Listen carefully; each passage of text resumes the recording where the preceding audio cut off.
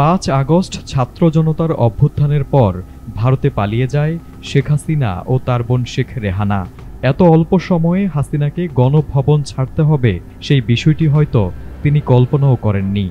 গত 17 বছর ধরে হাসিনা ও তার ঘনিষ্ঠজনরা যে সম্পদ গড়ে তুলেছিলেন, দেশে থাকা সম্পদের হিসাব সামনে না আসলেও অবৈধভাবে বিদেশে গড়ে তোলা সম্পদ নিয়ে চাঞ্চল্যকর তথ্য দিয়েছে ব্রিটিশ গণমাধ্যম দ্য গার্ডিয়ান। এই গণমাধ্যম যুক্তরাজ্যে থাকা হাসিনার ও তার ঘনিষ্ঠজনদের সম্পদের ফিরিস্তি তুলে ধরেছে।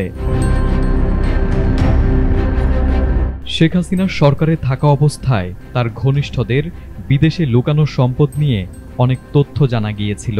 তবে এবার ক্ষমতা ছাড়ার পর হাসিনার ঘনিষ্ঠদের যুক্তরাজ্যে বিলাসবহুল বাড়ি, বাংলো, টাউন হাউস ও অ্যাপার্টমেন্ট বিক্রির হিড়িক পড়ে গেছে।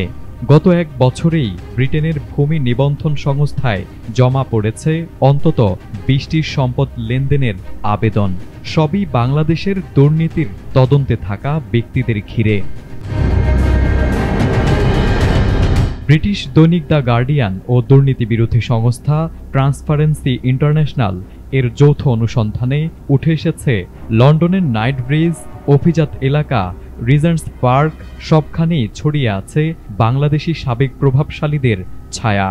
এদের অনেকে এখন সেই সম্পত্তিগুলো চুপি চুপি বিক্রি বা বন্ধক দিচ্ছেন, যেন ভবিষ্যতের জবাবদিহি এড়ানো যায়। অভিযোগ উঠেছে এই সম্পদগুলো রাষ্ট্রীয় ক্ষমতা, ব্যাংক ব্যবস্থার অপব্যবহার এবং চুক্তি লুটপাটের মাধ্যমে গড়ে উঠেছে। মে মাসে যুক্তরাজ্যের ন্যাশনাল ক্রাইম এজেন্সি হাসিনার উপদেষ্টা সালমান এফ রহমানের ছেলে ও ভাতিজার 1469 কোটি টাকার সম্পদ জব্দ করে। এরপর ভূমিমন্ত্রী সাইফুজ্জামান চৌধুরীর 170 মিলিয়ন পাউন্ডের সম্পদ জব্দ হয়। তার একার মালিকানায় রয়েছে 300টিরও বেশি বিলাসবহুল ফ্ল্যাট ও বাড়ি। এখন সামনে এসেছে আরও বড় তথ্য।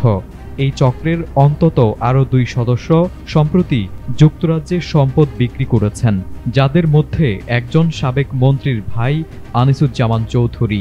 তিনি রিজেন্টস পার্কের আশেপাশে 163 কোটি টাকার একটি জর্জিয়ান টাউন হাউস গত বছর বিক্রি করে ফেলেছেন।